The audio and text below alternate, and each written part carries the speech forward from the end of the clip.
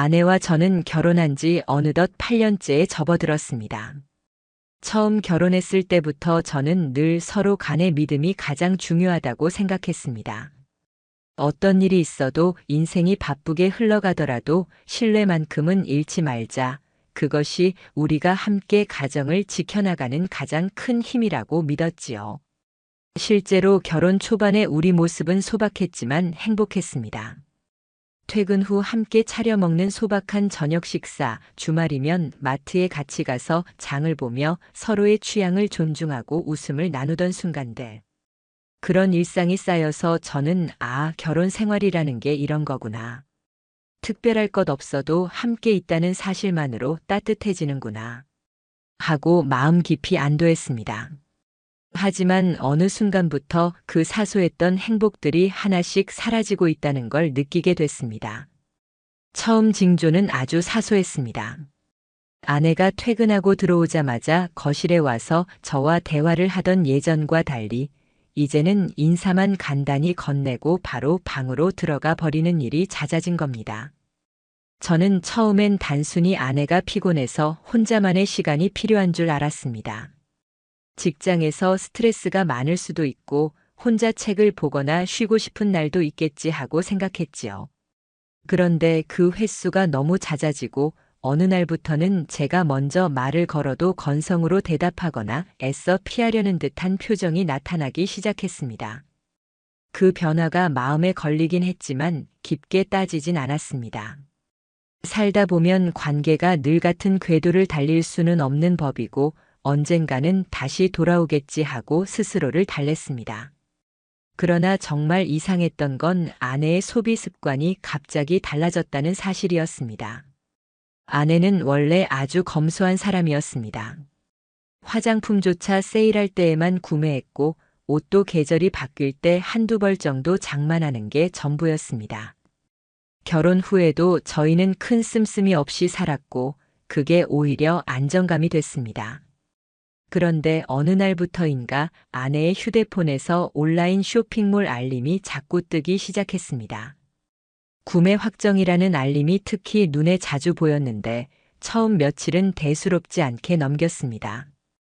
그냥 저 모르게 쇼핑을 좀 더 하려나 보다 생각한 거죠. 그러다 어느 날 아내가 잠시 자리를 비운 사이 거실 테이블 위에 놓였던 휴대폰 화면을 우연히 보게 됐습니다. 원래라면 보지 말았어야 했겠지만 시선이 딱 닿은 순간 이미 화면 속 목록을 읽어버렸습니다. 거기엔 저희 집에는 없는 낯선 물건들이 담겨 있었습니다. 고급 와인병, 브랜드 남성용 스니커즈, 파란빛이 도는 남성 향수, 그리고 면도기 세트까지. 전부 다 남성을 위한 물건들로만 채워져 있었습니다. 순간 심장이 철렁 내려앉는 기분이었습니다. 이게 뭐지? 이걸 왜 산 거지? 우리 집에 필요한 게 아닌데. 머릿속에 수많은 의문이 동시에 떠올랐습니다. 차마 의심을 하지 않으려 더 강하게 부정했습니다. 혹시 가족이나 회사에 줄 선물일 수도 있어. 나 스스로 괜한 의심하고 있는 걸 수도 있잖아. 그렇게 합리화를 하려 했지만 이상한 예감이 제 마음 한 구석에서 불길처럼 꿈틀거리며 타오르기 시작했습니다. 그날 저녁 저는 최대한 평범하게 대화를 꺼내려 했습니다. 괜히 날카롭게 물어보면 괜한 싸움이 될 수도 있으니 조심스럽게 웃는 얼굴로 물었습니다. 장바구니에 담겨있던 물건들 누구 줄 거야? 아내는 제 말을 들은 순간 잠깐 굳어졌습니다. 표정에 눈에 띄는 변화가 스쳐갔습니다. 그리고 이내 서둘러 대답했습니다. 그거? 회사에서 행사 준비한다면서 남자 직원들 줄 선물 샘플이라고 해서 주문한 거야. 그냥 선물용이지. 저는 억지 미소를 지으며 그렇구나. 그럼 뭐 하고 넘겼습니다. 하지만 속은 이미 들끓기 시작했습니다. 단순히 남자 직원들 줄 선물이라면 제게 그렇게 떨리는 목소리로 설명했을까? 왜 내 눈을 피하며 말했을까? 그때부터 머릿속에서 뭔가 숨기고 있다는 생각이 점점 더 커져갔습니다. 그 순간부터 저는 제 나름대로 아내의 기록을 추적하기 시작했습니다. 부부간 공용으로 쓰던 온라인 계정 덕분에 결제 내역을 은밀히 확인할 수 있었는데 놀랍게도 결제된 물건들의 배송지가 전부 집이 아니었습니다. 하루는 강남의 한 빌라, 다음은 근처 동네의 또 다른 주소. 어디에도 저희 집 주소는 존재하지 않았습니다. 이 사실을 확인한 밤 저는 도저히 잠을 잘 수가 없었습니다. 머릿속에서 계속 물음표만 확산했습니다. 왜 우리 집이 아니라 저런 주소로 보낸 걸까? 회사 일이라면 당당히 택배를 회사로 보내면 되지 않나? 숨길 필요가 없다면 왜 나 몰래 다른 곳을 지정했을까? 심장이 미친 듯이 뛰고 온몸에서 열이 솟구쳤습니다. 혹시 내가 알지 못하는 누군가가 있고 아내는 그 사람에게 물건을 보내고 있는 건 아닐까? 생각이 거기까지 이르자 숨이 가빠지며 현실이 믿어지지 않았습니다. 저는 그제야 결심했습니다. 이건 단순히 제가 의심 많은 성격이라서 그런 게 아닐 수 있다. 사실을 직접 확인해야 한다.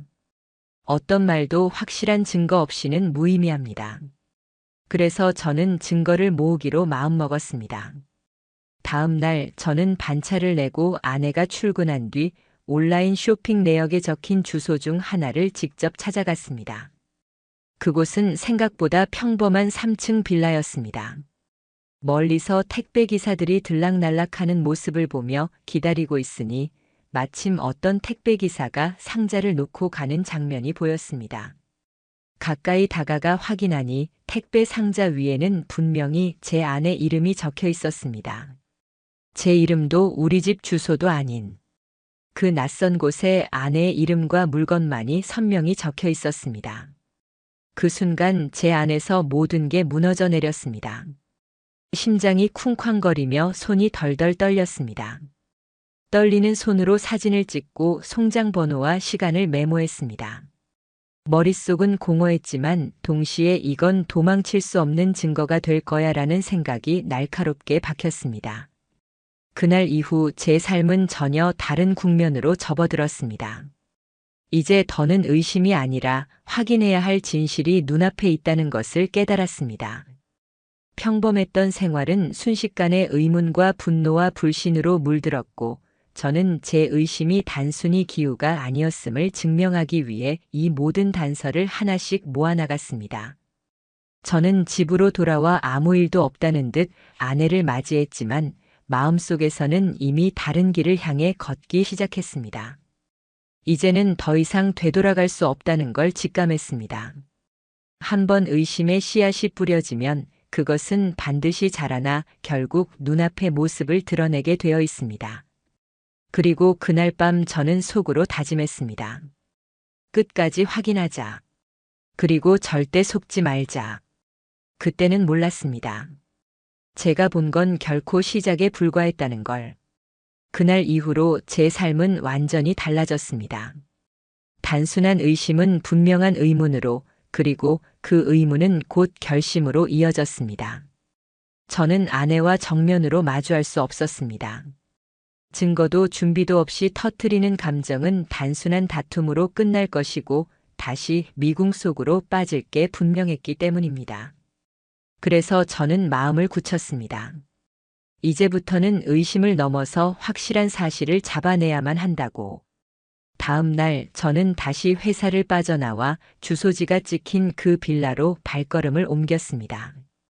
머릿속은 수십 번을 맴돌았습니다. 그저 선물일 수도 있지 않을까, 단순한 오해일 수도 있지 않을까. 하지만 이미 제 손 안에는 어제 찍어둔 사진과 송장 번호, 그리고 배송된 주소가 뚜렷하게 남아 있었습니다. 저는 더 이상 제 자신을 속일 수 없었습니다. 빌라 앞에 다다른 건 이른 오후였습니다. 현관 출입문 앞에 서성이다가 괜한 의심을 받을까 싶어 근처 카페에 들어가 자리를 잡았습니다. 창가 자리에서 커피를 마시며 빌라 출입문을 바라보았습니다. 몇 명의 주민들이 오가고 택배기사가 커다란 박스를 안고 들어갔다가 다시 빈손으로 나오는 모습이 눈에 들어왔습니다. 그리고 마침내 제 눈을 사로잡는 장면이 나타났습니다. 한 중년 남성이 현관 앞으로 걸어가는 순간이었습니다. 그는 담배를 물고 있었고 손에는 종이봉투 하나를 들고 있었습니다. 순간적으로 심장이 크게 요동쳤습니다. 봉투 옆면에 붙어 있는 택배 송장이 눈에 들어왔는데 거기에 적힌 수취인 이름이 다름 아닌 제 아내 이름이었던 것입니다. 그 순간 저는 숨이 막히는 듯 했습니다. 발끝부터 머리까지 피가 차오르듯 뜨거워졌습니다. 그 남자는 아무 일 없다는 듯 혼자 봉투를 안고 들어갔고 발걸음은 곧장 2층으로 향했습니다. 그 뒷모습은 처음 보는 얼굴이었지만 제게는 낯선 공포로 각인되었습니다. 저는 직감적으로 스마트폰을 꺼내 셔터를 눌렀습니다. 남자의 걸음걸이, 신발, 손에 든 종이봉투까지 어떻게든 담아내기 위해 손을 떨면서도 필사적으로 사진을 찍었습니다. 집에 돌아와 그 장면을 수십 번 반복해서 들여다보았습니다. 확대하고 다시 확대했습니다. 옷차림, 체격, 머리 모양, 무엇 하나 놓치지 않으려 집중했습니다. 그러나 결정적으로 제 눈길을 사로잡은 건 따로 있었습니다. 녹색 라벨처럼 붙어 있던 택배 송장에 적힌 내용이었습니다. 발신자는 온라인 쇼핑몰이었지만 수취인은 제 아내 이름으로 되어 있었습니다. 그런데 수령이는 전혀 다른 낯선 이름이었습니다. 송철우. 머릿속에선 무수한 물음표가 터져 나왔습니다. 도대체 이 사람은 누구지? 왜 아내는 이 남자에게 물건을 보내는 거지? 단순한 지인에게 줄 거라면 왜 집으로 보내 다시 전달하지 않고 곧바로 그 집으로 보낸 걸까? 그 순간 저는 더욱 불안해졌습니다. 이제는 혼자 끌어안을 수준이 아니었습니다. 단순히 아내와의 오해 수준이 아니라 분명 무언가 부정한 관계가 연결돼 있을 거라 직감했습니다. 하지만 동시에 저는 혼자 몰래 모든 걸 뒤쫓는데 한계가 있음을 인정해야 했습니다. 그래서 저는 탐정사무소를 찾았습니다. 처음 그 문을 열고 들어설 때 걸음이 무겁게 내려앉았던 게 기억납니다. 제 이야기를 담담하게 늘어놓자 담당 직원은 메모를 하며 조용히 고개를 끄덕였습니다. 부인의 생활 패턴과 동선을 추적해드리겠습니다. 불법적인 수단은 쓰지 않고 합법적으로 가능한 선에서 정확한 자료를 모아드리겠습니다. 그 말에 저는 조금 안심이 되었습니다. 법정에서 다툴 때 필요한 것은 확실한 증거이지 불법으로 손에 넣은 위험한 자료가 아니었으니까요. 제가 할 수 있는 부분은 집에 있는 자료들을 하나하나 확보하는 일이었습니다. 늦은 밤 아내가 잠든 뒤 몰래 노트북을 열어 인터넷 브라우저 기록을 확인하고 카드 사용 내역을 꼼꼼하게 살폈습니다. 영수증 하나에도 흔적이 남아있을까 노렸습니다. 저는 그 어느 때보다 치밀한 조사가 필요하다는 걸 느끼고 있었습니다. 그리고 며칠 뒤 운명처럼 말도 안 되는 발견이 제 눈앞에 나타났습니다. 아내 서랍 속 작은 봉투 하나가 소홀히 놓여 있었습니다. 서류 철 속에 섞여 있던 하얀 편지지였습니다. 단정한 글씨체로 쓰인 문장을 읽는 순간 제 손이 덜덜 떨렸습니다. 당신의 웃는 얼굴을 볼 때마다 내가 살아있다는 걸 느껴요. 우리의 시간을 세상 누구도 모르게 간직하고 싶어요. 편지는 그렇게 시작했으며 서명에는 다름 아닌 송철우라는 이름이 선명하게 적혀 있었습니다. 그리고 그 뒷면엔 아내의 글씨체가 분명히 남겨져 있었습니다. 언젠가 회사 보고서나 메모에서 수도 없이 보아온 글씨, 제가 너무나 잘 아는 그 손길. 다음 주 그날 예전에 갔던 곳으로 다시 가요. 이번에는 더 오래 머물고 싶어요. 그 두 장의 편지는 제 삶의 종지부를 찍는 망치처럼 머리를 내려쳤습니다. 무릎이 꺾이는 듯 주저앉았고 한참 동안 숨조차 제대로 쉬지 못했습니다. 머릿속이 멍해졌고 귀에서는 심장 소리만 크게 울려 퍼졌습니다. 이제는 확실해졌습니다. 이것은 의심이나 추측의 영역이 아니었습니다. 명백하게 부정할 수 없는 증거였고 아무도 부정할 수 없는 사실이 되었습니다. 그때 깨달았습니다. 이제는 단순히 혼자 끙끙대며 밤을 지새울 문제가 아니라는 것을요. 저는 침착하게 그러나 결연하게 결정했습니다. 더 이상 아내에게 직접 묻지도 따지지도 않겠습니다. 그 대신 저는 철저하게 준비된 상태로 이 모든 걸 법적으로 해결할 것입니다. 다음 날 탐정은 저를 다시 찾아왔습니다. 며칠간 추적한 결과 아내분께서 정기적으로 특정 장소를 방문하는 것으로 드러났습니다. 대개 주말 오후 혹은 퇴근 후 특정한 빌라나 호텔 쪽으로 향합니다. 그리고 상당한 시간 같은 남성과 동행하는 장면이 여러 차례 포착됐습니다. 그의 말에 저는 머릿속이 새하얘졌습니다. 그러면서도 스마트폰으로 건네받은 사진들을 보며 차마 부정할 수 없었습니다.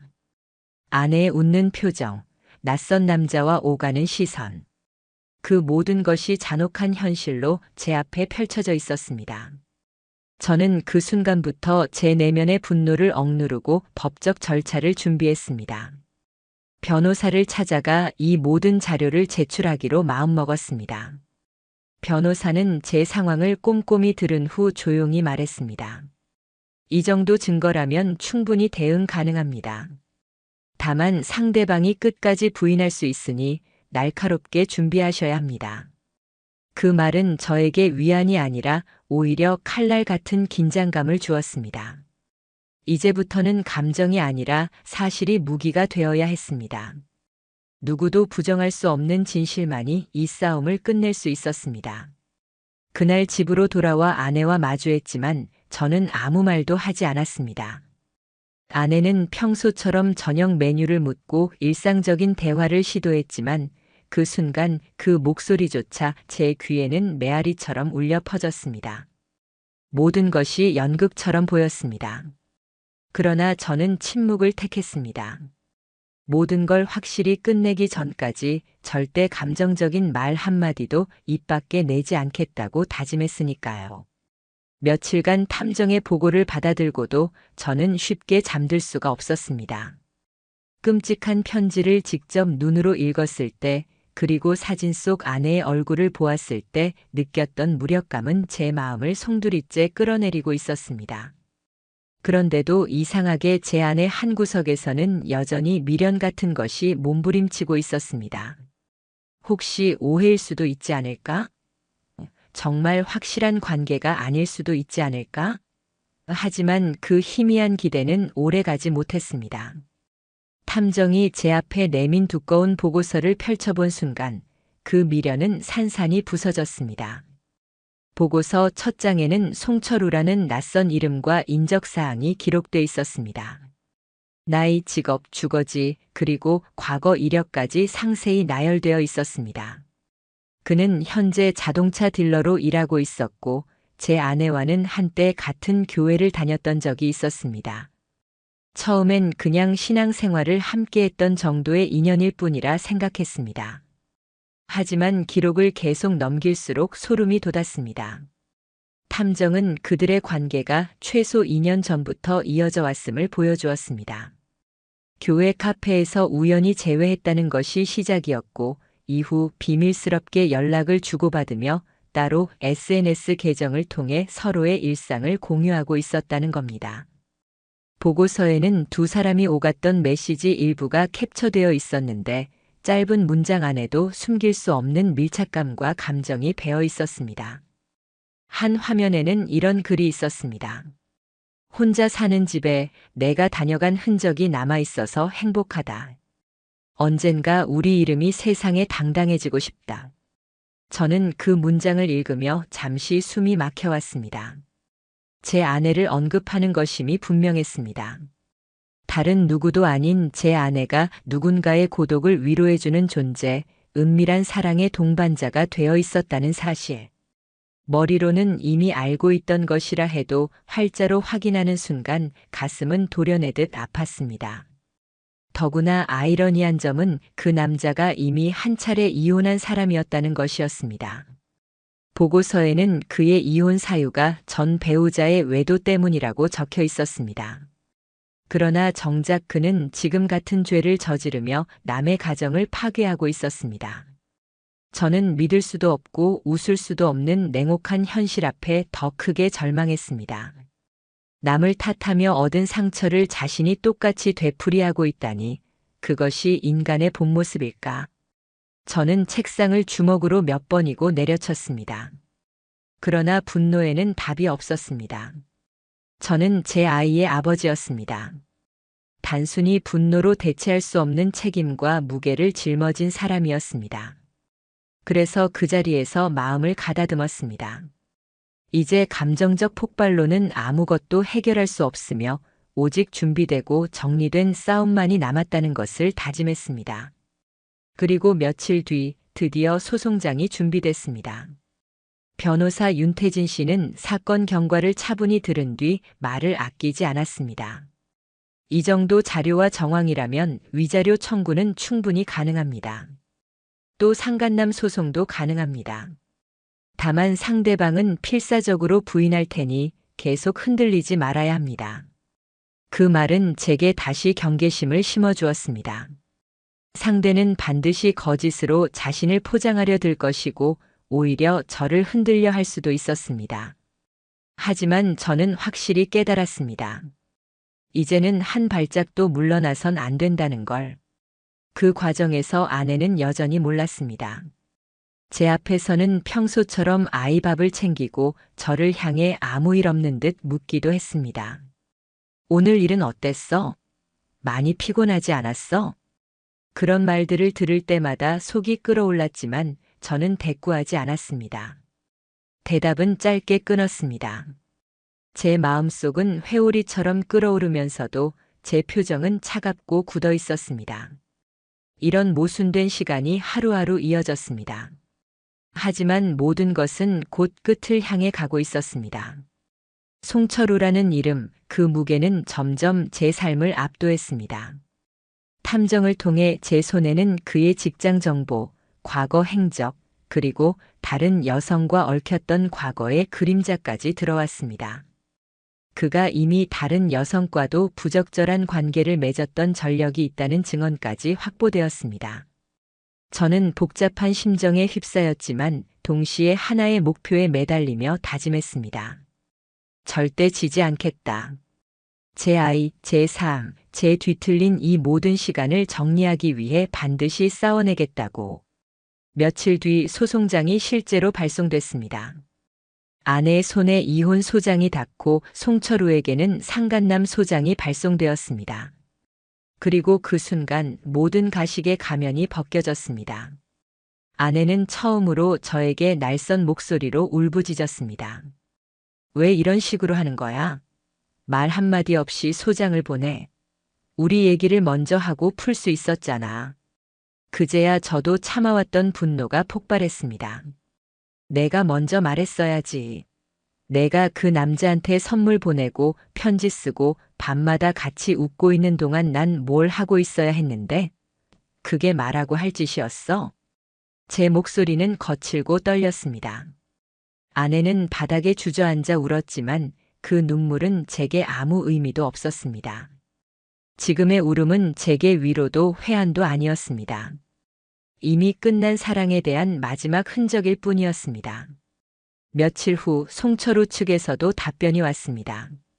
그의 변호사는 문서로 이렇게 적어냈습니다. 두 사람은 서로 감정적인 위로의 관계에 불과했으며 육체적 관계는 없었습니다. 그 문장을 읽었을 때 저는 피식 웃음이 나왔습니다.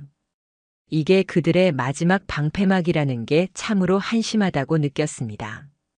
저는 주저할 것도 없이 변호사에게 제보했던 자료들을 정리해 제출했습니다.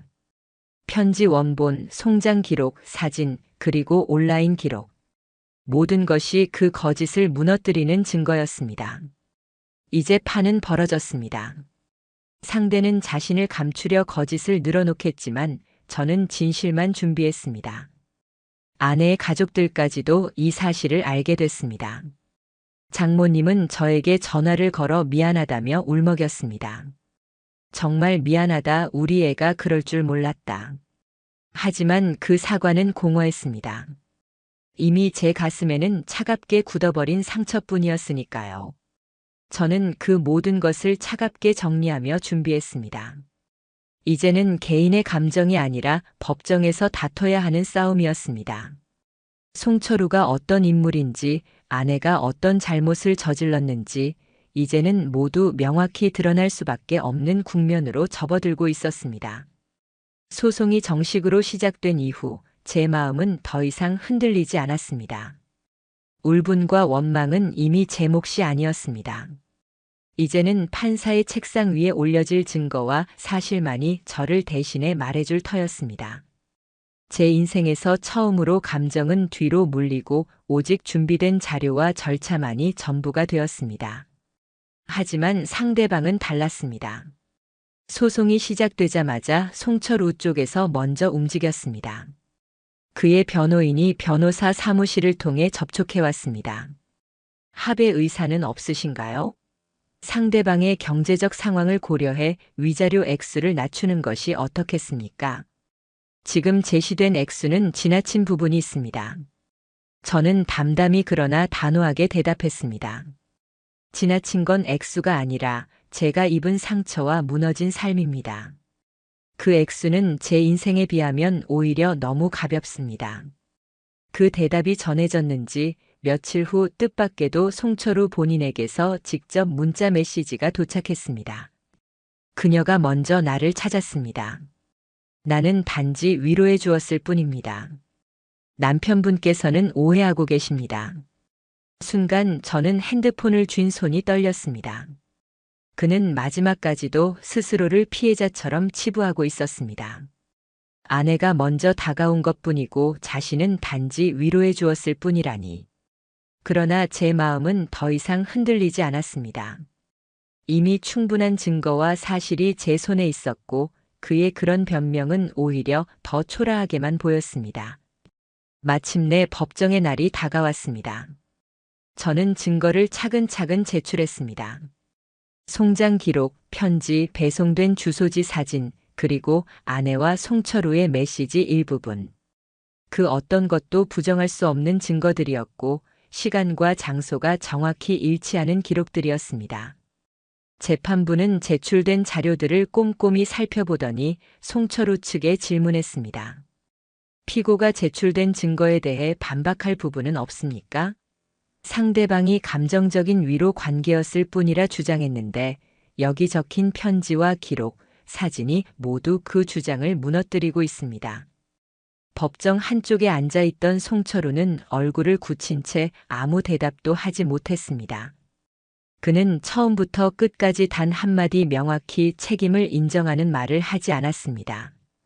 그러나 재판부는 이미 판단을 내리고 있었습니다. 결과는 분명했습니다. 판사는 상간 행위가 존재했다고 판시했고 송철우에게 3천만 원의 위자료 전액 배상 판결을 내렸습니다.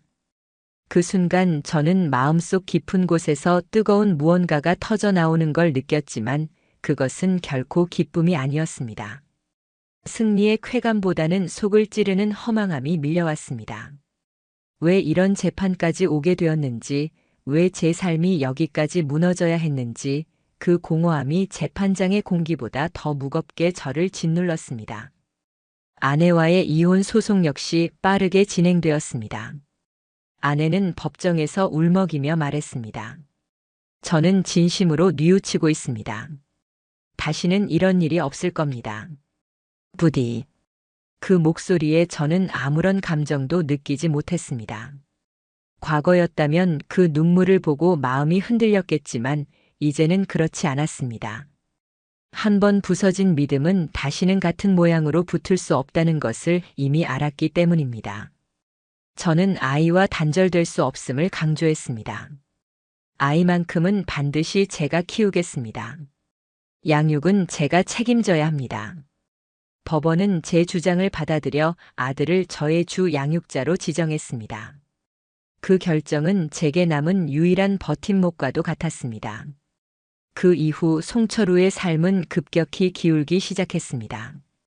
이미 법원 판결이 내려진 이상 그의 직장에도 결과가 전달되었습니다. 그는 자동차 딜러 회사에서 윤리 위반과 고객 신뢰 훼손을 이유로 징계위원회에 회부됐고 결국 정식으로 해고 통보를 받게 되었습니다. 그가 평소 자랑처럼 떠벌리던 사람 관리 능력과 신뢰는 이제 웃음거리로 전락했습니다. 고객들 사이에도 그의 불륜 사실이 빠르게 퍼졌고 온라인 익명 커뮤니티에는 송철우의 이름이 오르내리며 조롱의 대상이 되었습니다. 일부는 합성 이미지를 만들며 비웃었고 그의 이름을 검색하면 연관 검색어로 상간남 유부녀 스캔들이 따라붙기 시작했습니다. 설상가상으로 그의 전 부인까지 등장했습니다. 그녀는 이번 사태를 알게 된 뒤 새로운 증언을 내놓았습니다. 그 사람은 전에도 비슷한 방식으로 유부녀와 부적절한 관계를 맺은 적이 있다는 말이었습니다. 그것은 송철우가 단순히 한 번의 실수가 아니라 반복적으로 같은 잘못을 저질러온 사람임을 드러내는 증언이었습니다. 저는 그 사실을 듣고도 더 이상 놀라지 않았습니다. 이제 그의 얼굴과 이름은 제게 아무런 감정을 일으키지 못했습니다. 그저 눈앞에서 무너져 내리는 한 사람의 인생을 관조하는 마음뿐이었습니다. 그는 제 삶을 짓밟고 떠났고 결국 자기 자신조차 무너뜨리고 있었을 뿐입니다. 한편 아내는 점점 초조해졌습니다.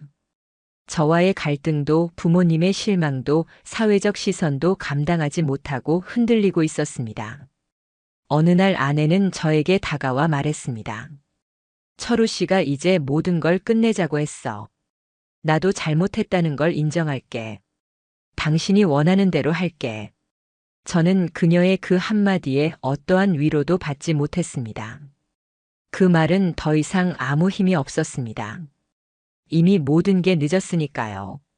무너진 신뢰는 되돌릴 수 없고 파괴된 가정은 다시 복원할 수 없으니까요. 소송이 마무리될 무렵 장모님이 직접 찾아왔습니다. 문 밖에 서서 울먹이며 무릎을 꿇으셨습니다. 사위야, 미안하다. 정말 미안하다. 우리 애가 그럴 줄 몰랐다. 아이만은 제발. 하지만 저는 대답하지 않았습니다. 이미 너무 늦었습니다. 그들의 사과가 지금 와서 무슨 의미가 있을까요? 아이는 제가 책임져야 하는 존재였고 아내는 스스로 그 자리를 버렸던 것입니다. 결국 아내는 집을 떠났습니다. 남은 자신의 물건들을 챙겨나가면서 마지막으로 저를 바라보았지만 저는 눈을 마주치지 않았습니다. 그 순간조차 연민은 없었습니다. 오직 아이만이 제 곁에 남았고 그 아이만이 제게 미래였습니다. 우리는 작은 전셋집으로 이사를 갔습니다. 낯설지만 아담한 공간, 거기에 새로운 커튼을 달고 아이 방에 책장을 세우며 저는 새로운 삶의 무게를 실감했습니다. 아이는 조심스럽게 적응하면서도 제게 이런 말을 자주 했습니다. 아빠랑 있으니까 좋아. 그 짧은 한마디에 저는 흐르는 눈물을 애써 삼켰습니다. 그 말이야말로 지난 시간을 견딘 유일한 보상이라는 생각이 들었기 때문입니다. 그리고 저는 다짐했습니다. 이제는 과거가 아니라 미래를 만들겠다고. 송철우와 아내가 남긴 것은 파괴였지만 제 아이와 저는 다시 쌓아 올려야 할 이유가 있었습니다. 소송이 끝난 지 몇 달이 지나자 저는 드디어 한숨을 돌리는 순간을 맞이했습니다. 법원의 판결로 위자료가 확정되었고 아이의 양육권 역시 제 손에 들어왔습니다. 그제야 비로소 저는 마침내 끝났다라는 실감이 조금씩 밀려왔습니다. 하지만 그 끝이라는 것이 단순히 판결문 한 장으로 정리될 수 없다는 것도 곧 깨달았습니다. 법정 안에서 내려진 판결은 시작에 불과했고 사회와 현실 속에서 이어지는 파장은 이전보다 훨씬 크게 요동치고 있었습니다. 먼저 송철우의 인생이 급격히 흔들렸습니다. 자동차 딜러 회사에서 해고 통보를 받은 그는 억울하다는 듯 이해 제기를 시도했지만 이미 회사는 결정을 번복하지 않았습니다. 고객의 신뢰를 무엇보다 중시하는 직종에서 도덕성에 치명적인 흠이 드러났다는 이유였습니다. 특히 저와 송철우의 재판 결과는 이미 소문으로 퍼져 있었고 지역 사회에서도 이 이야기는 금세 확산되었습니다. 인터넷 커뮤니티와 SNS에선 그의 이름이 연일 회자되었습니다. 누군가는 기사화되지 않은 판결문 요약을 올리며 이 사람 고객이랑 상담할 땐 웃으면서 뒤로는 남의 아내랑 정을 나눴다라는 비난을 덧붙였습니다. 다른 누군가는 과거의 거래 경험을 언급하며 왜 그렇게 자신감이 넘치고 잘난 척을 했는지 이제 알겠다라고 조롱했습니다. 그의 이름은 순식간에 전국적으로 퍼졌고 검색창에 이름을 치면 연관 검색어로 따라붙는 단어들이 전부 그의 인생을 붕괴시키는 낙인들 뿐이었습니다. 그가 더 힘들었던 건 과거 전 부인이 나서서 증언을 던졌다는 사실이었습니다. 이혼 당시 전 부인은 외도로 인해 가정을 잃었다고 했지만 이제는 입장을 바꿔 이렇게 고백했습니다. 그 사람은 이미 여러 차례 다른 유부녀들과 부적절한 관계를 맺었다. 내가 알게 된 걸로만 2번이었다. 결국 내가 떠난 건 단지 외도를 당했기 때문이 아니라 그가 그런 사람이라는 걸 뼈저리게 깨달았기 때문이다. 이 증언은 온라인 커뮤니티를 통해 그대로 퍼져나갔고 사람들은 단 한 번의 실수가 아니라 상습적이고 습관적으로 같은 잘못을 반복하는 사람이라고 규정하기 시작했습니다. 그가 아무리 부인하려 해도 이미 여론은 굳어져 있었습니다. 사람들은 그의 이름에 유부녀 헌터, 상간남 반복범 같은 조롱을 붙였고 그의 사회적 위치는 더 이상 회복 불가의 상태로 추락해갔습니다. 결국 송철우는 휴대폰 번호를 바꾸고 SNS 계정을 모두 삭제했습니다. 하지만 지웠다고 해서 사람들의 기억에서 사라질 순 없었습니다. 그의 사진과 이름은 수많은 게시물 속에 박제처럼 남아 떠돌았고 누군가가 새로운 글을 올리면 또다시 댓글과 조롱이 이어졌습니다. 저는 그 소식을 전해 들으면서도 복잡했습니다. 분노도 멸시도 이미 지나고 남은 건 허탈감뿐이었습니다. 그토록 교만하던 인간이 삽시간에 무너져가는 모습을 보는 건 어쩐지 씁쓸했습니다. 그의 몰락이 제게 만족을 주는 것이 아니라 이 모든 싸움을 왜 겪어야 했을까라는 허무한 반문만 더 깊게 만드는 걸 느꼈습니다. 반대로 아내 역시 버텨내지 못했습니다. 위자료를 분할로 주겠다고 했던 약속은 수개월 만에 깨졌습니다. 직장에서도 이미 좋지 않은 소문이 퍼져 있었습니다. 법정에서 진심으로 반성한다고 했지만 결국 그것은 누구에게도 신뢰를 주지 못했습니다. 부서 동료들 사이에서는 저 사람 얘기 알지?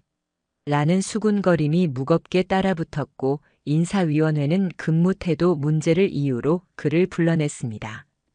회사에 남아있을 방법은 거의 없었고 결국 그는 잦은 퇴사의 형식으로 회사를 떠났습니다. 믿을 곳조차 사라졌습니다. 친정으로 돌아가 잠시 머문다는 이야기를 들었지만 시간이 흐르자 그곳조차 더는 그를 감싸주지 못했습니다. 친정 식구들에게조차 죄인처럼 비춰지는 상황 속에서 아내는 결국 지인의 집을 전전하다가 나중에는 쉐어하우스로 들어갔다는 소식이 전해졌습니다. 누구도 길게 함께 있어주지 않았고 함께 살던 곳마다 짧은 흔적만 남기고 떠나는 신세가 되었습니다. 그런 아내로부터 어느 날 메일이 도착했습니다. 차마 열어보기 힘들었지만 결국 내용을 확인했습니다.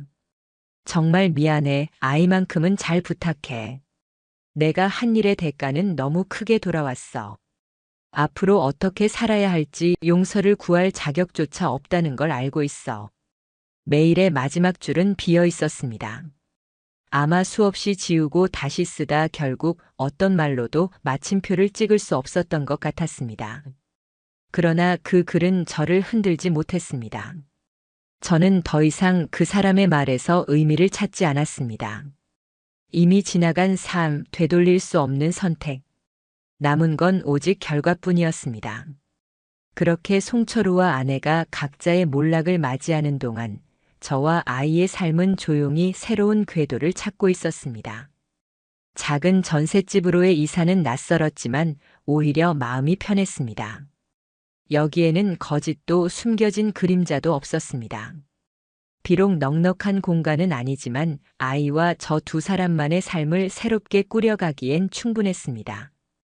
아이 방의 작은 책장에 책을 꽂으며 저는 하나하나 다시 세워가는 희망을 느꼈습니다. 아이는 서투르지만 제 손길을 돕겠다고 나사와 망치를 쥐었고 그 모습에 저는 미소를 지었습니다.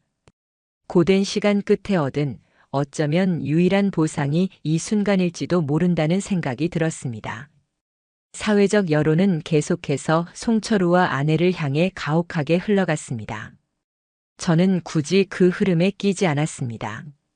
다른 사람들이 뉴스처럼 떠드는 사이 저는 제 책상 위에 아이의 숙제를 도와주고 간간히 그림 그려주는 시간을 늘려갔습니다.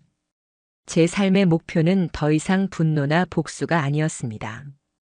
오직 이 아이가 상처를 최소화한 채 자라나게 하는 것, 그게 제 전부였습니다.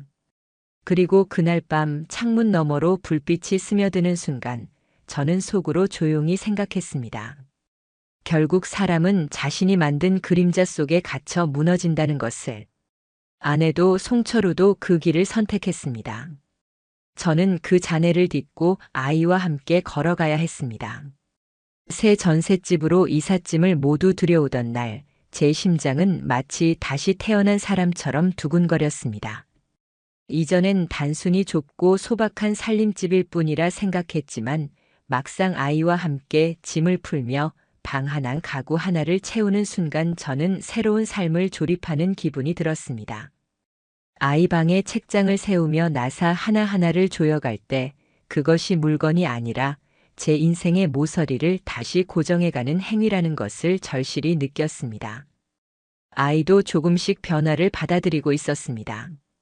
이전에 비해 말이 줄고 표정이 무거워 보이던 시절이 잠시 있었지만 어느 순간 제 옆에 앉아 아빠랑 있어서 좋아라는 말을 했습니다. 아이의 그 한마디가 저에겐 살아갈 가장 큰 이유이자 위로였습니다. 저는 그 말에 눈물이 솟구쳤지만 애써 삼켰습니다. 아이 앞에서는 결코 부서진 사람처럼 보이고 싶지 않았습니다. 저는 휴직계를 내고 한동안 회사 일에서 벗어나 육아와 가정에 집중했습니다. 직장 동료들에게는 뜻밖의 일로 보였지만 제겐 어쩔 수 없는 결정이었습니다. 회사의 성과와 직함보다 아이의 웃음이 더 시급한 문제였기 때문입니다. 아침에 아이와 함께 등굣길을 걷고 도시락을 준비하며 보내는 시간이 제겐 치료이자 재활 과정이 되었습니다. 그 과정에서 주변 사람들의 존재가 생각보다 크게 다가왔습니다. 회사에서 제 사정을 알게 된 한 동료 민재석 대리는 제 곁을 지켜준 몇 안 되는 친구였습니다. 그는 매번 점심이 되면 도시락을 싸서 제 자리로 와 말없이 나눠주곤 했습니다. 특별한 위로의 말은 하지 않았지만 그의 그 작은 행동 속에서 저는 커다란 지지를 느꼈습니다. 인간관계에 대한 신뢰가 다시 피어나는 것이 느껴졌습니다. 또 하나의 인연은 아이 학교에서 이어졌습니다. 학부모 모임에서 만난 박지영 선생님은 미술치료사로 활동하는 분이었습니다. 제가 아이를 혼자 돌보고 있다는 사실을 알게 되자 아이의 감정 표현에 도움이 될 수 있다며 주말마다 미술 수업을 자청했습니다. 처음엔 조심스러웠지만 아이는 금방 그녀에게 마음을 열었습니다. 아이는 그림 도구와 색깔로 자신의 마음을 표현했고 그녀는 그 옆에서 아이의 속마음을 부드럽게 이끌어 주었습니다. 그 과정을 지켜보던 저는 이제야 이 아이가 제대로 숨 쉴 수 있겠구나라는 안도감을 가질 수 있었습니다. 저 역시 그녀와 대화를 나누며 오랜만에 사람다운 교류를 경험했습니다. 무너진 후 처음 맛보는 따뜻한 대화였습니다. 불필요한 추측이나 동정이 아니라 진심 어린 관심과 이해가 주고받게 만든 힘이 그 안에 있었습니다. 저를 둘러싼 세계가 완전히 무너졌다 생각했는데 알고 보니 잔해 속에서도 여전히 살아있는 온기들이 숨어 있었습니다. 그 와중에 송철우에 대한 새로운 소식이 들려왔습니다. 탐정을 통해 전해들은 이야기였습니다. 이전 사건이 온라인과 커뮤니티에서 너무 크게 퍼진 탓에 다른 피해 여성들이 용기를 내어 자신들의 경험을 고백하기 시작했습니다. 한 익명 게시판에는 이 남자에게 당한 사람이 저 포함 3명은 더 있다며 상세한 증언이 올라왔습니다. 방식은 늘 같았습니다. 외로운 순간에 다가와 감정적 위로를 반복적으로 말하며 접근해 결국 관계를 맺는 수법. 그 글은 순식간에 수많은 공감을 얻었고 댓글에는 또 다른 피해자들의 짧은 고백들이 이어졌습니다. 순식간에 그의 과거가 다시 도마 위에 올랐고 지역 커뮤니티와 직장인들이 이용하는 블라인드 게시판까지 소문이 번졌습니다. 결국 경찰이 나서 조사에 착수했다는 소식이 흘러나왔습니다. 누군가는 금전 문제까지 함께 얽혀 있다는 정황을 알렸습니다. 불법적인 중고차 거래와 고객을 상대로 한 사기 혐의까지 더해져 그가 다시 법정에 설 가능성이 커졌습니다. 저는 그 소식을 접하고도 큰 반응을 하지 않았습니다. 그의 몰락은 이미 시작된 길 위에 있었고 이제는 제 관심을 아무것도 휘두를 수 없었습니다. 단지 더 늦게 찾아온 업보가 뒤늦은 속도로 그를 휘어잡고 있다는 사실만 확인했을 뿐이었습니다. 반대로 아내의 소식도 가끔 귀에 들어왔습니다. 지인의 집에서 나오고 결국 단기 쉐어하우스로 들어갔다는 이야기. 장모님은 어느 날 다시 전화를 걸어왔습니다. 우리 딸이 정신과 치료를 받기 시작했어. 제발 아이 한 번만 보여줄 순 없겠니? 그 말에 저는 잠시 머뭇했지만 결국 고개를 저었습니다. 아직은 아니었습니다. 아이에게 불필요한 상처를 안겨주고 싶지 않았습니다. 무엇보다 지금까지 그들이 보여준 선택들이 항상 자기 감정에만 기초했음을 저는 알고 있었습니다. 아이를 위한다는 빌미로 또다시 상처를 남길 수는 없었습니다.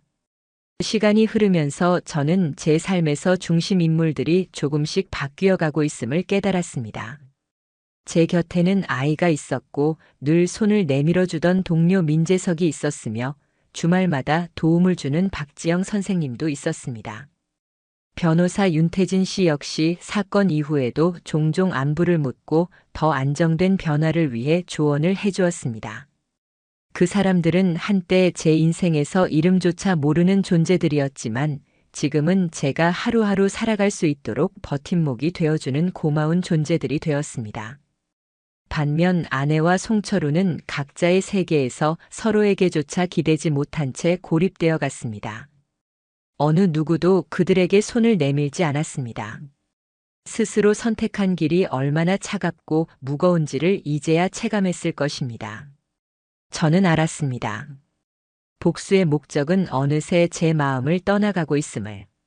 진짜 중요한 것은 아이와의 새로운 삶을 세워가는 것이었습니다. 밤마다 아이가 제 옆에 붙어 아빠, 우리 내일은 뭘 해? 라고 묻는 순간마다 저는 새로운 책임감을 느꼈습니다. 이제 제 선택은 분명했습니다. 이 복수를 끝내는 건 상대의 몰락이 아니라 저와 아이가 새로운 길을 정상적으로 걸어가는 것이었습니다. 시간은 두 계절을 지나 또 다른 계절로 바뀌었습니다.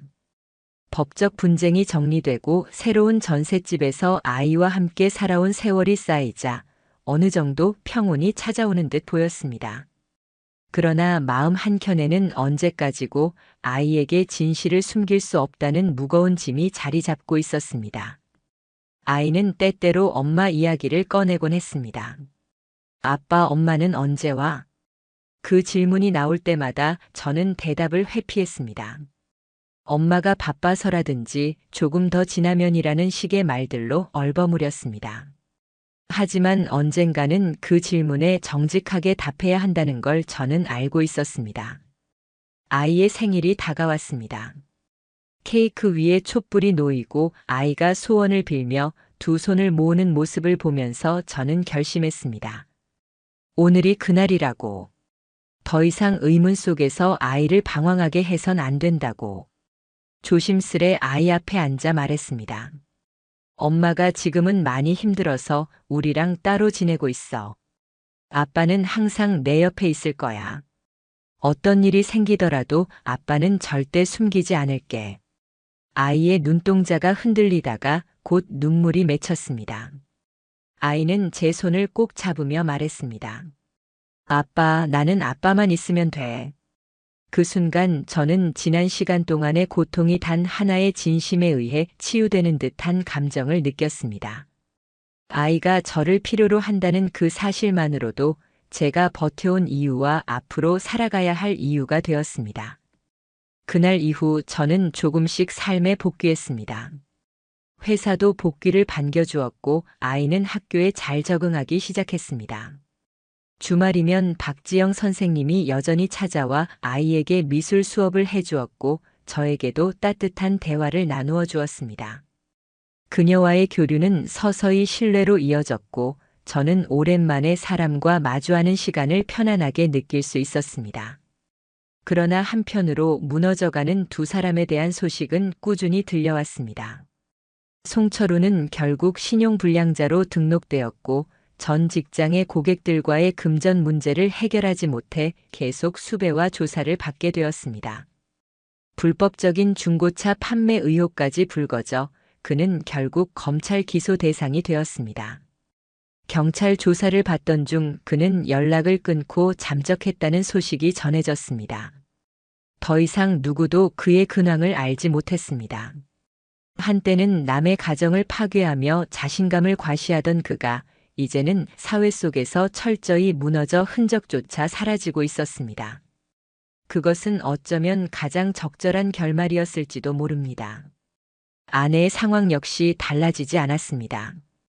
정신과 치료를 받는다는 이야기를 들은 뒤 그녀로부터 직접 편지가 도착했습니다.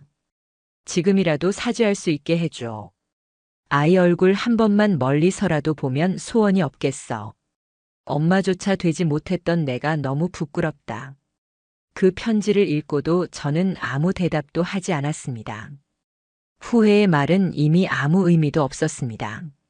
선택은 그녀가 했고 결과는 그녀 스스로 만들어낸 것이었습니다. 아이에게 거짓과 배신으로 남은 기억만 억지로 둔다면 그건 아이를 또다시 상처 입히는 일일 뿐이었습니다. 마지막 남은 조정 절차까지 마무리한 날, 저는 변호사 윤태진 씨를 만났습니다. 그녀는 미소를 지으며 말했습니다. 이제 정말 다 끝났습니다. 선생님께서는 끝까지 흔들리지 않고 해내셨습니다. 누구보다 강하게 버텨주셨고 지혜롭게 이겨내셨습니다. 그 순간 저는 처음으로 눈물이 흘렀습니다. 억울해서가 아니었습니다. 분노 때문도 아니었습니다. 정말로 끝이 났다는 사실, 더 이상 추궁이나 싸움이 남아있지 않다는 안도감이 제 눈물샘을 터뜨린 것이었습니다. 밤에 아이가 잠든 뒤 창밖을 다시 바라보았습니다. 낯선 전셋집이 이제는 집처럼 느껴졌습니다. 작은 커튼도 아이가 장난으로 붙여둔 스티커도 이곳을 우리만의 공간으로 만들고 있었습니다. 저는 마음속으로 다짐했습니다. 끝까지 버텨서 다행이다. 진실을 밝히길 잘했다. 이제 이 상처를 안고서라도 나는 다시 살아야 한다. 그리고 아이의 숨소리를 들으며 저는 느꼈습니다. 진짜 복수는 상대의 몰락을 지켜보는 것이 아니라 아이와 함께 거짓 없는 하루하루를 살아가는 것이라는 걸. 이 모든 이야기는 결국 장바구니에 담긴 물건들에서 시작되었습니다. 눈에 띄지 않는 작은 흔적 하나가 제 삶 전체를 흔들어 깨워버렸습니다. 만약 그때 그것을 무시했다면 지금의 저는 존재하지 않았을 것입니다. 저는 이제 압니다. 분류는 단순한 감정의 일탈이 아니라 한 사람의 인생과 가족의 미래를 파괴하는 잔혹한 범죄라는 것을. 그리고 그런 잘못에는 반드시 대가가 따르고 책임이 돌아온다는 것도. 아이와 마주 앉아 밥을 먹고 숙제를 함께하며 주말이면 공원에 나가 웃는 시간을 쌓아가면서 저는 이 모든 것을 정리합니다. 더는 과거를 붙잡지 않고 앞으로의 나를 조용히 살아가기로.